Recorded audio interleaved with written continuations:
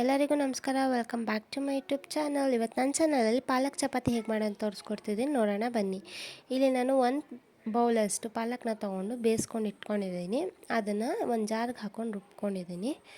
ರುಬ್ಕೊಂಡಾದಮೇಲೆ ಒಂದು ಬಾಣಲಿ ಅಥವಾ ಒಂದು ಬಟ್ಲಿಗೆ ತೊಗೊಂಡು ಹಸಿಟ್ಟು ಹಾಕ್ಕೋಬೇಕು. ಇಲ್ಲಿ ನಾನು ಗೋಧಿ ಹಸಿಟ್ಟು ತೊಗೋತಾ ಇದ್ದೀನಿ.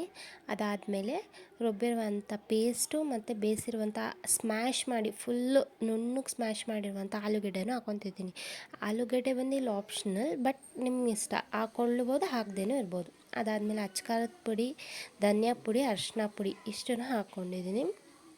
ಇದಾದಮೇಲೆ ನಾನು ರುಬ್ಕೊಂಡಿರುವಂಥ ಜೀರಿಗೆ ಪೌಡರ್ ಬರುತ್ತಲ್ಲ, ಅದನ್ನು ಒಂದು 1/4 ಸ್ಪೂನಷ್ಟು ಹಾಕ್ಕೊತಿದ್ದೀನಿ. ಅದಾದಮೇಲೆ ಅಜ್ವಾಯಿನ್ನ ಸ್ವಲ್ಪ ಕ್ರಷ್ ಮಾಡಿ ಹಾಕ್ಕೊತಿದ್ದೀನಿ. ಸೊ ಇಲ್ಲಿ ನೀವು ಇದೆಲ್ಲ ಹಾಕ್ಕೊಂಡಿರೋದ್ರಿಂದ ತುಂಬ ಹೆಲ್ದಿ ಇರುತ್ತೆ. ಪೊಟ್ಯಾಟೊ ಒಂದು ನಿಮ್ಗೆ ಆಪ್ಷನಲ್, ಹಾಕ್ಕೊಂಡಿಲ್ಲ ಅಂದರೆ ತುಂಬಾ ಹೆಲ್ದಿಯಾಗಿರುತ್ತೆ, ಹಾಕ್ಕೊಂಡ್ರೆ ನಿಮಗೆ ಟೇಸ್ಟಿಯಾಗಿ ಇರುತ್ತೆ. ಸೊ ಇದಾದಮೇಲೆ ಇದಕ್ಕೆ ಸ್ವಲ್ಪ ನೀರು ಹಾಕ್ಕೊಂಡು ಚೆನ್ನಾಗಿ ಕಲಿಸ್ಕೊಬೇಕು.